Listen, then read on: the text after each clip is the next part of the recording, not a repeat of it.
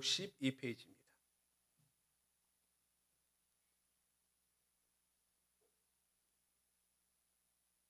우리 먼저 1절부터 10절까지 우리 한 절씩 번갈아 읽겠습니다. 제가 먼저 1절 읽겠습니다.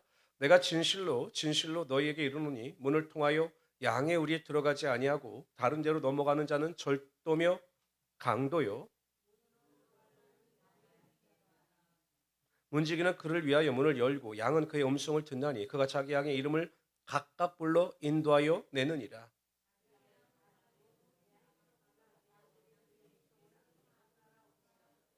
타인의 음성은 알지 못하는 고로 타인을 따르지 아니하고 도리어 도망하느니라.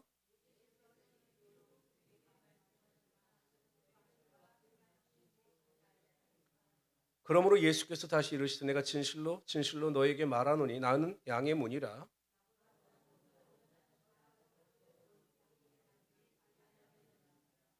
내가 문이니 누구든지 나로 말미암아 들어가면 구원을 받고 또는 들어가며 나오며 꼴을 얻으리라.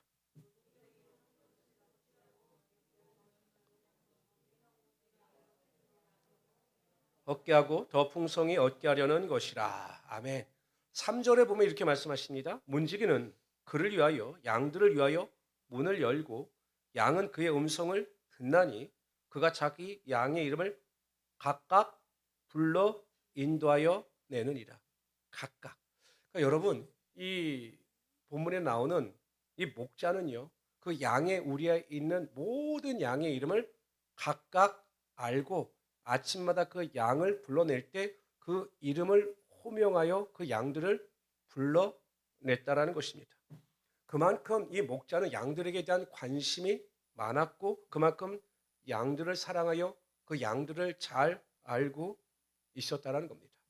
제가 예전에 어떤 그 자연 다큐멘터리에서 이렇게 보고 있는데 이분이 한 3, 400마리의 그 염소를 이렇게 기르는 농부였습니다. 근데 이분은 물론 이 그 염소를 잘 키워서 가축으로 팔기도 했지만 워낙 이분은 그 염소들을 참 좋아했어요. 그래서 그 염소 하나하나에 각각 이름을 지어줬더라고요. 뭐 얼룩이, 다롱이, 뭐 삐뚤이 이래서 이름을 다 지어줬는데 아침마다 이제 밥 먹으러 하는데 그 밤새 머물러 있던 그 울타리의 문을 이렇게 열어주면서 진짜 한 사람 한 그 염소를 사람 대하듯이 이름을 불러내가면서 이렇게 살피고 아픈 곳이 없나 다 이렇게 살펴보는 거예요. 그러니까 이 300마리의 염소에 대한 모든 것을 너무나 잘 알고 있었습니다. 그리고 너무 사랑스럽게 그 염소를 잘 길렀어요. 그래서 그 농장에서 나오는 그 염소의 그 질이 굉장히 좋아서 고가로 그 염소를 판다 이런 이야기를 들은 적이 있습니다. 그런데 여러분 예수님의 마음이 이러시다라는 겁니다. 목자가 예수님이시거든요. 양은 우리거든요. 그러니까 목자가 각각 양의 이름을 불러서 그들을 이끌어내듯이 예수님께서는 우리를 내가 나를 아는 것보다 나의 형편을 더 잘 아시고 나를 사랑하시고 관심을 가시고 우리를 보살피시는 하나님이 되신다라는 겁니다. 근데 여러분 생각해 보세요. 양들은요, 가축이잖아요. 그렇기 때문에 여러분, 사람은 어디가 아프면 아이들도 어디가 아프다고 이야기를 하잖아요. 머리가 아프면 머리가 아프다, 배가 아프면 배가 아프다, 배가 고프면 배가 고프다, 의사 표현을 하지 않습니까? 근데 여러분, 양이나 염소는 의사 표현이 안 되잖아요. 아파도, 어디가 아픈지, 또 배고프다고 뭐 소리를 뭐 크게 지를 수는 있지만 정확하게 자신의 의사 표현을 하지 못합니다. 그러니까 양이나 염소를 기르는 목자가 그 상태를 잘 살펴서 아프구나. 얘가 배가 고프구나. 그래서 양들의 필요를 이 목자가 채워주는 겁니다. 마찬가지입니다. 때로는 우리의 삶의 형편에 우리가 무엇이 필요한지, 우리에게 무엇이 정확하게 채워져야 하는지 우리 스스로 모를 때가 많습니다.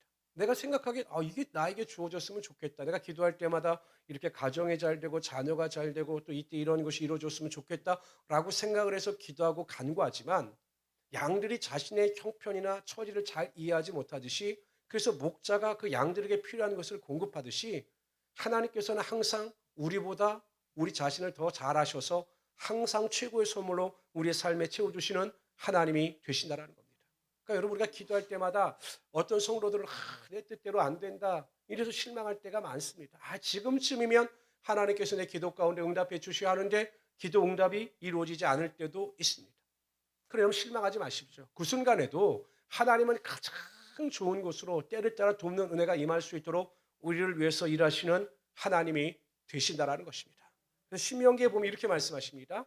신명기가 이 축복과 저주에 대한 말씀이 있네요. 우리 신명기 28장 12절 다 같이 읽어봅시다. 시작. 여호와께서 너를 위하여 하늘의 아름다운 보고를 여지셨사 내 땅에 때를 따라 비를 내리시고 내 손으로 하는 모든 일에 복을 주시리니 네가 많은 민족에게 꾸어줄지라도 너는 꾸지 아니할 것이요. 아멘. 때를 따라 비를 내리시고 이 이스라엘 땅에는요 이른 비와 늦은 비가 있습니다. 이른 비는 곡식을 뿌릴 때 필요한 비이고 늦은 비는 곡식을 추수할 때 필요한 비입니다. 근데 여러분 인간 스스로 그 비를 조절할 수 없잖아요. 하나님께서 비를 내려 주셔야 씨를 뿌릴 때 씨앗 중에 하나도 썩지 아니하고 마르지 아니하고 결실을 맺을 수 있는 것이고 곡식을 거둘 때 하나님께서 가장 적게 비를 내려 주셔야 수많은 소출을 얻을 수가 있는 겁니다. 그런데 인간이 그것을 알 수 있느냐? 모른다라는 겁니다. 그런데 하나님께서 때를 아시고 비를 내려 주사 풍성한 수확을 거두게 하시고 우리 삶에 풍성한 복이 임하게 하여 주신다라는 겁니다. 저는 가끔 그런 생각도 합니다. 하나님은요, 우리가 잠자는 순간에도 우리가 아무것도 하지 않는 그 순간에도 여전히 주무시지도 아니하시고 졸지도 아니하시며 우리를 위해서 일하시는 하나님이 되신다라는 겁니다. 그러므로 성도 여러분, 낙심하지 마시고 하나님께서 나를 위해서 일하시는구나. 나를 나보다 더 잘하시고 나를 사랑하시는구나. 이러한 마음을 가지고 불안과 두려움이 아니라 평안 가운데 살아갈 수 있는 우리 성도들이 되시기를 주님의 이름으로 축원합니다. 7절에 보면 이렇게 말씀하십니다. 그러므로 예수께서 다시 이르시되 내가 진실로 진실로 너에게 말하노니 나는 양의 문이다. 이렇게 말씀하십니다. 뭐라고요? 양의 문이다.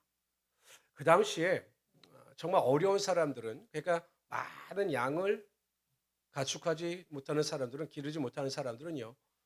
이 양의 우리의 문을 달 만한 비용도 없었던 겁니다. 그러니까 대부분의 목자들이 이 양의 문을 달지 못하고 그럼 그 양을 보호하기 위해서 맹수로부터 그 양을 보호하기 위해서 어떻게 했느냐?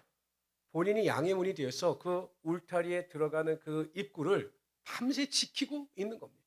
그러니까 문이 달려 있으면 이렇게 문 고리를 연결해서 그 양들을 보호하고 맹수로부터 보호하는데 또 그렇죠. 또 어떤 맹수들은 울타리가 있어도 여러분 그 울타리를 뛰어 넘어가서 양을 습격하여 그들을 죽이니까 밤새 그 목자가 그 양의 문이 되어서 그 우리를 지키고 있는 겁니다. 문이 없으면 그 문 앞에 서서 기다리기도 하고 지키기도 하고 또 문이 있어도 양의 문처럼 항상 울타리를 뛰어 넘어가는 맹수들로부터 양들을 보호했다라는 겁니다. 그러니까 여러분 예수님께서 양의 문이 되신다라고 하는 의미는 예수님은 철저하게 우리를 보호하시는 하나님의 아들이 되신다라는 거예요.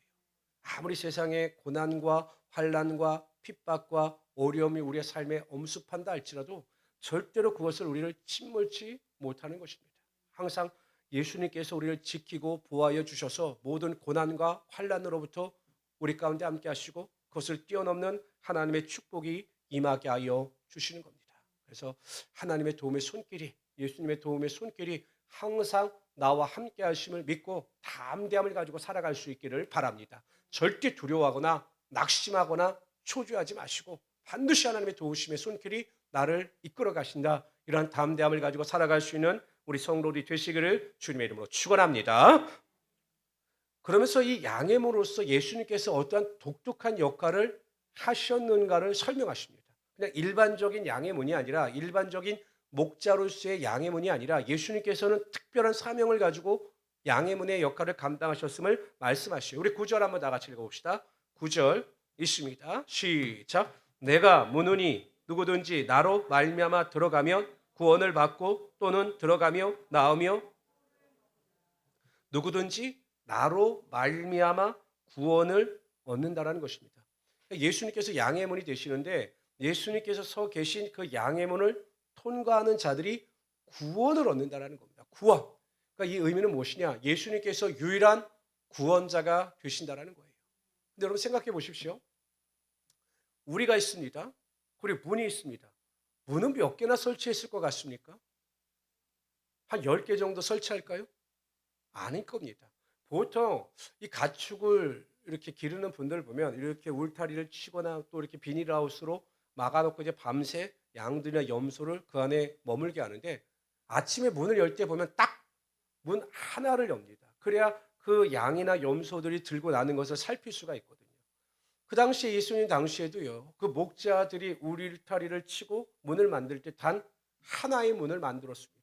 그러니까 예수님께서 그 양의 문이 되시고 그 예수님을 통해서 들어오는 자들마다 구원을 얻을 수 있다라고 하시는 말씀은 오직 예수 그리스도를 통해서만 구원을 얻을 수 있다라고 예수님께서 가르치신 것입니다. 여러분 아무리 사람들이요. 뭐 다양하죠 요즘에. 뭐 얼마나 많은 이론과 철학이 있습니까? 많이 떠듭니다. 예수 믿지 않고 뭐 석가를 믿든 뭐 마호메스를 믿든 종교는 다 하나이기 때문에 다 구원을 얻을 수 있다. 헛된 속임수입니다. 절대 예수 이외에 구원 얻을 만한 다른 이름을 우리에게 주신 일이 없습니다. 오직 예수 그리스도께서 나의 죄를 담당하시어 십자가에 달려 돌아가셨고 사흘 만에 부활하심으로 그 복음을 믿는 자들에게 구원을 주신다라고 하는 이 믿음을 소유한 자들에게만 예수 그리스도께서 구원의 은혜를 베푸시고 그들이 하나님의 자녀가 될 수 있다라는 거예요. 그래서 항상 우리는 오직 예수 그리스도만을 통해서 구원을 얻는다라고 하는 이 절대적 성경 진리 안에서 그리스도를 통해서 구원을 얻을 수 있는 하나님의 귀한 성도들이 되시기를 주님의 이름으로 축원합니다. 마리아가 중보자가 될 수가 없어요. 어떻게 마리아가 중보자가 됩니까? 여러분 마리아는 피조물이에요. 예수님만이 하나님의 아들이시고 피조물이 아니신 분이시기 때문에 창조주이시기 때문에 우리의 구원의 은혜가 될 수가 있는 겁니다. 이런 믿음을 가지고 능히 승리하며 살아갈 수 있는 우리 성도들이 되시기를 주님의 이름으로 축원합니다. 또 감사한 말씀이 있어요. 9절에 보면 내가 문이니 누구든지 나로 말미암아 들어가면 구원을 얻습니다. 근데 예수님은 구원을 얻는 일에 모든 것을 끝마치신 것이 아니라 또 뭐라고 말씀하시냐면 또는 들어가며 나오며 꼴을 얻는다라는 겁니다. 그러니까 우리의 필요, 의식주의 문제를 예수님께서 구원을 통하여 필요를 채워 주신다는 거예요. 그러니까 여러분 예수님께서 우리 구원하시고 야 내가 이제 구원했으니 내가 하나님의 자녀가 되었으니 천국 백성이 되었으니 너희들이 알아서 살아 이렇게 말씀하시는 분이 아니십니다. 여러분 그렇잖아요. 부모들이 아이들을 출산을 합니다. 아유 내가 이 아이를 낳느라고 너무 고생했다. 내가 이 정도 했으니 부모 역할을 다 했으니 너희가 알아서 자라라 이렇게 하지 않잖아요. 아이들이 스스로 자립할 수 있을 때까지 요즘에는 솔직히 몇 살이 자립인지 모르겠어요. 50이 자립인지 60이 자립인지 모르겠어요. 그냥 부모한테는 끝까지 아닌 것 같아요. 그러니까 90살 먹은 아버지가 70살 먹은 아들한테 차 조심하라고 말하는 것과 똑같은 거죠. 그런데 우리를 구원하여 주셔서 항상 끝까지 우리의 삶을 책임져 주신다는 겁니다. 그러니까 여러분 그 예수님께서 계실 때도 사람들은 항상 먹고 사는 문제 때문에 고생을 하고 고민했던 것으로 보여. 그래서 예수님께서 그 산상설교에 보면 하늘을 나는 새를 보라. 그가 심지도 거두지지 아니하는데 하나님께서 그들을 먹이고 입히시지 않느냐. 저들의 백합화를 봐라. 그들이 길쌈도 수고지 아니하는데 그들이 여전히 잘 살고 있지 않느냐. 누가 하시느냐. 하나님께서 그들을 다 책임져 주신다라는 겁니다. 그러면서 예수님께서 내리신 결론이 무엇입니까? 하물며 너희일까 보냐라는 것입니다. 하나님께서 사랑하시고 택하신 자들을 하나님께서 그냥 방치해 두시겠느냐라는 것입니다. 근데 중요한 원칙이 있다라는 겁니다. 하나님의 나라와 의를 구하는 자들에게 이 모든 것을 채워주시고 부족함이 없게 붙들어 주신다. 이렇게 말씀하고 있는 겁니다. 어느 권사님이 여전히 예수를 잘 믿으시는데 다른 성도들에 비해서 조금 생활이 넉넉지 않으셨던 것으로 보입니다.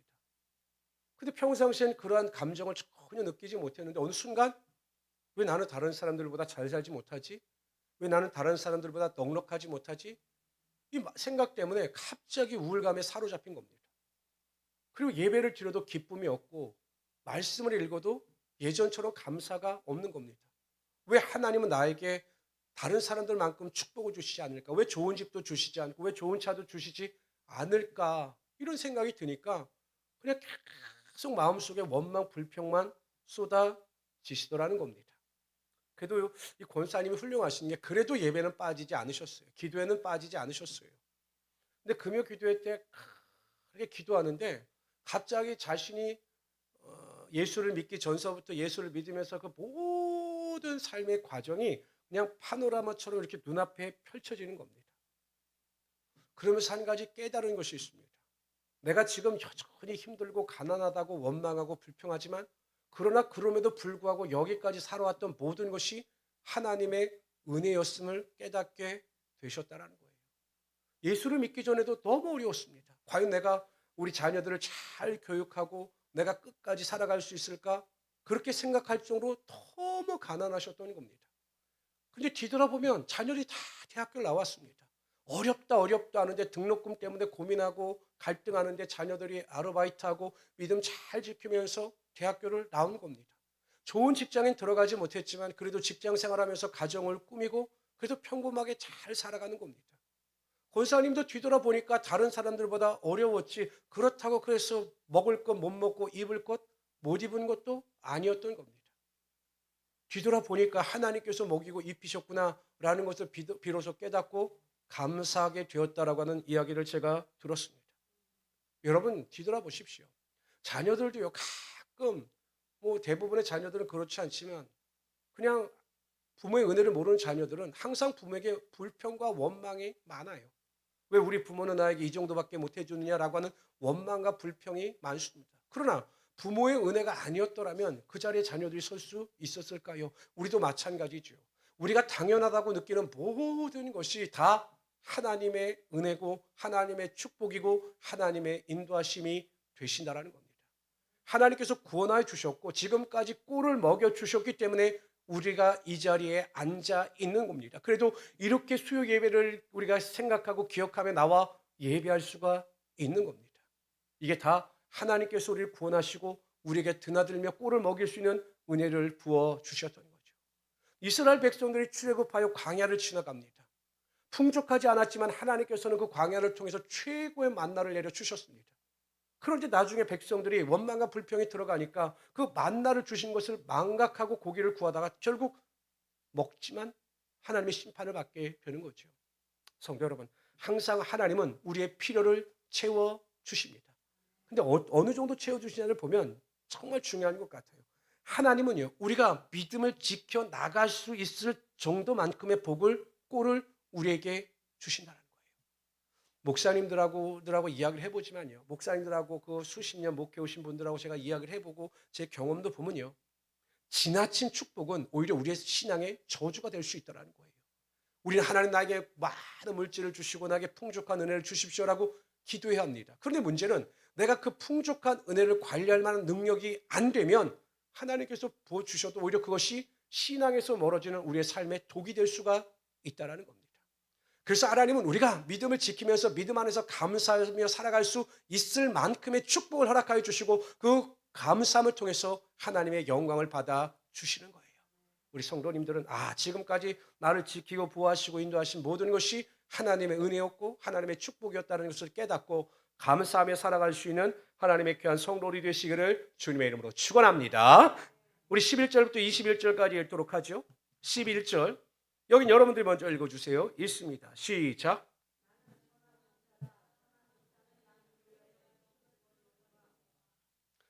여기서 핵심은 선한 목자입니다.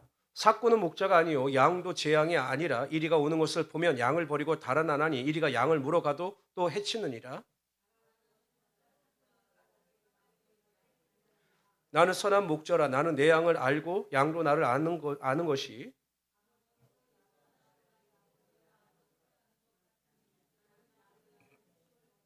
또 우리에 들지 아니한 다른 양들은 내게 있어 내게 인도하여 할 터이니 그들도 내 음성을 듣고 한 무리가 되어 한 목자에게 있으리라.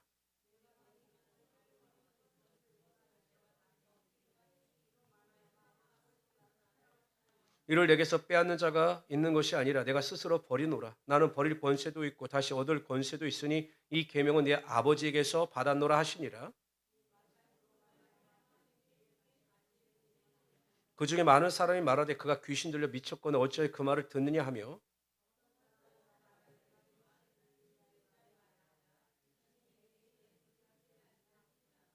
핵심은 선한 목자입니다. 예수님께서 선한 목자가 되어주사 우리를 위하여 기꺼이 자신의 생명을 내어주셨다라고 말씀하고 있는 겁니다. 그런데 핵심은 무엇이냐? 예수님께서 어쩔 수 없이 십자가를 지신 것이 아니라는 사실입니다. 18절에 보면 이렇게 말씀하십니다. 이를 내게서 빼앗는 자가 있는 것이 아니라 내가 스스로 버리니라. 내가 버릴 권세도 있고 다시 얻을 권세도 있으니 이 계명은 내 아버지께서 받았노라 하시니라. 예수님께서 십자가를 지신 것은요. 내가 십자가를 지기 싫은데 너무 고통과 좌절 가운데 그러한 경험을 하고 싶지 않은데 하나님 아버지가 나에게 억지로 하게 하셔서 내가 그 십자가를 억지로 지신 것이 아니라는 것입니다.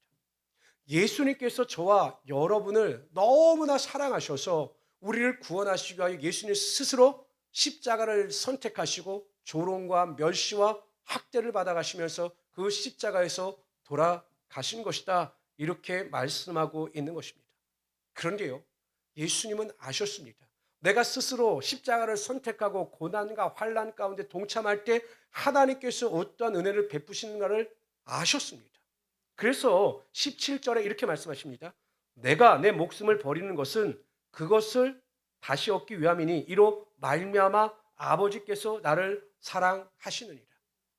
십자가의 고난과 죽음이 결코 끝이 아니라 내가 기꺼이 그 고난의 잔을 마실 때, 그래서 내가 십자가에서 죽을 때 하나님께서 반드시 나를 살려주시고 나에게 영광 임하게 하여 주신다라는 사실을 알았다라는 거예요. 그것은 하나님의 사랑을 의심하지 않으셨다라는 것입니다. 하나님께서는 끝까지 예수님을 사랑하사 그를 구원해 주시고 부활케 하시며 영광의 보좌 앞에 앉히실 것을 예수님 스스로가 아셨던 겁니다. 결국 여러분 성경에 보면 그러한 사실에 대해서 기록합니다. 빌립보서 2장 8절에서 11절에 보면 사람의 모양으로 나타나사 자기를 낮추시고 죽기까지 복종하셨으니 곧 십자가에서 죽으심이라.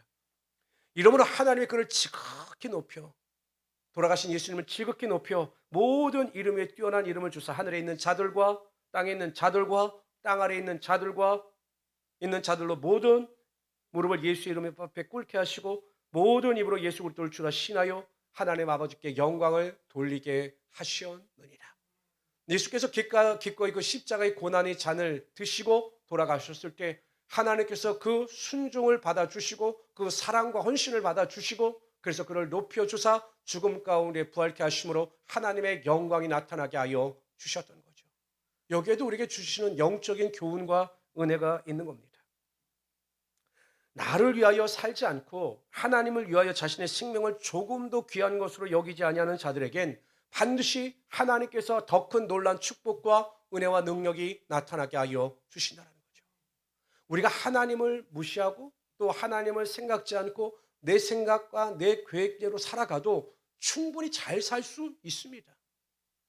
그렇잖아요, 여러분. 다른 사람들보다 뭐 잠도 덜 자고 열심히 노력하고 수고하면 이 세상에 수고하는 사람들 중에 성공하는 사람들 정말 많아요. 예수 믿는 사람들 중에서도 적당히 신앙생활하고 적당히 주일 성수하지 않냐고 적당히 예수 믿으면서 장사하고 사업해서요 성공하는 사람들 많습니다. 그러나 그들의 성공은 그들이 수고한 것만큼 얻는 성공입니다. 그러니까 자신이 수고한 것만큼 성공을 거둘 수가 있어요. 그러나 하나님을 위하여 자신의 생명을 기꺼이 내놓을 수 있는 그 믿음을 가지고 하나님을 위하여 살아가는 자들은요, 자신의 수고의 열매보다 더 큰 축복과 능력을 하나님께서 반드시 그의 삶에 채워 주신다는 겁니다. 우리의 노력과 수고보다 내가 하나님을 위하여 살고 하나님을 위하여 죽는다라고 하는 믿음을 가지고 살아가게 되면 하나님께서 더 큰 갑절의 은혜와 능력이 나타나게 하여 주시는 겁니다. 여러분, 다니엘은요 포로로 잡혀갑니다. 어찌 보면 참 불행한 인생이죠. 그 바벨론이 그 남유다를 침공하여 멸망시키기 전에 주전 605년경에 포로로 잡혀갑니다. 참 불행한 인생입니다. 일찍 포로로 잡혀갔으니까요. 그러나 하나님은요 여전히 다니엘과 함께하여 주셔서 그 바벨론 느부갓네살 왕 때부터 그를 높여주시고 또한 그의 지혜를 통해서 하나님의 영광이 드러나게 하여 주셨습니다. 그런데 여러분, 바벨론이 멸망을 합니다.